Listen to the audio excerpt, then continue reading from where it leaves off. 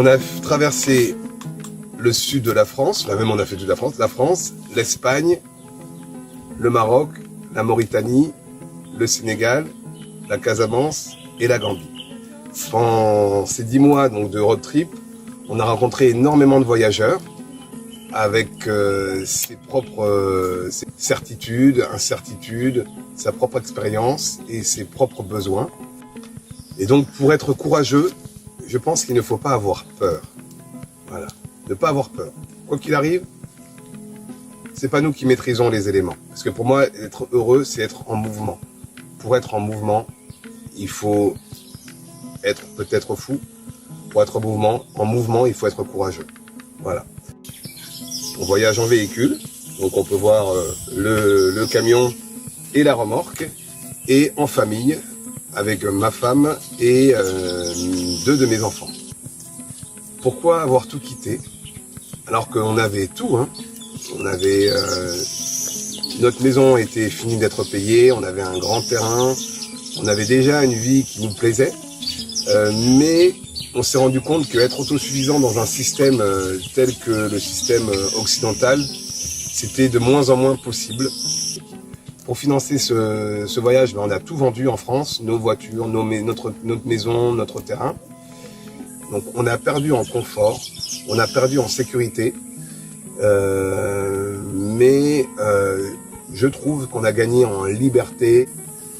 On avait tout réinitialisé, on est sorti de notre zone de confort, et c'est ça qui est intéressant.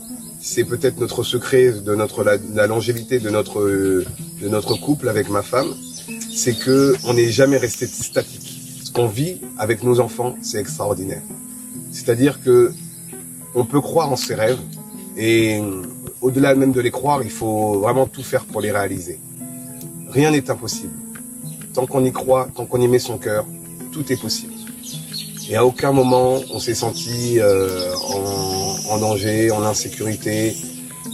Il y a forcément des moments difficiles où on a eu des pannes, où on a même eu des doutes. Mais les doutes, c'était avant. En fait, les doutes, ça a été en quittant tout au départ, en mettant la maison en vente et en quittant vraiment, en enlevant nos enfants du système scolaire. C'est là où on a eu les doutes. C'est prendre la décision qui a été le plus dur. Rien n'est impossible. Quand on est enfant, on subit une éducation, on subit un système, mais on n'est pas obligé d'y rester dans ce système. Et c'est vrai que pour moi, bonheur et liberté, c'est la même chose. Je pense qu'on est esclave en Occident de notre confort. Et certes, on est quand même privilégié de ce côté-là au niveau confort, d'avoir accès à l'eau, à l'électricité, avoir accès à de multitudes de services. J'ai été en Haïti, j'ai été en Afrique, j'ai grandi et j'ai vécu en France. Et bizarrement, c'est dans les pays les plus pauvres que j'ai rencontré les gens avec le bonheur le plus authentique, avec un bonheur sincère et simple.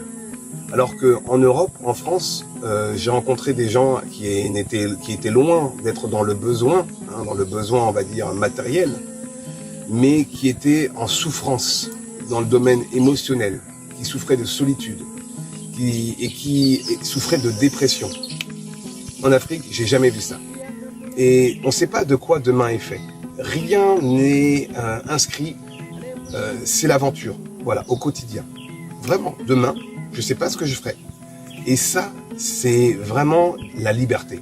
Voilà, on peut rester encore là une semaine, on peut aller au bord de l'eau, on peut aller faire du business, parce qu'on fait quand même du business en ce moment. Je fais de l'élevage de poulets, on vend des confitures, on a un projet de vente immobilière. Enfin voilà, on peut malgré tout travailler, parce que c'est vrai que liberté et travail, des fois on dit que ça va pas ensemble. Moi si, on peut travailler, mais suivant les codes dont j'ai besoin.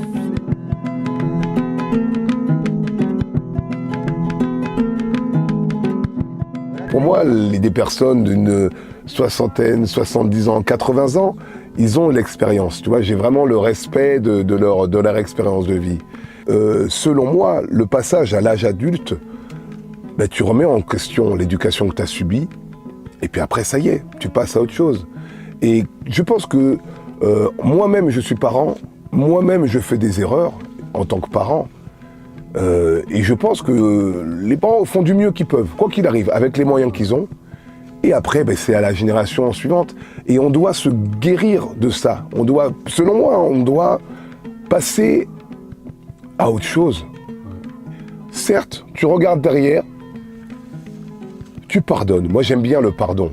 Hein. Je sais que c'est peut-être un sentiment qui est très chrétien, j'ai une éducation catholique, mais pardonner. Le vrai pardon, c'est, certes, je sais que c'est arrivé, j'oublie pas, mais je pardonne. Mais tu le fais pas pour la personne en face, tu le fais pour toi-même.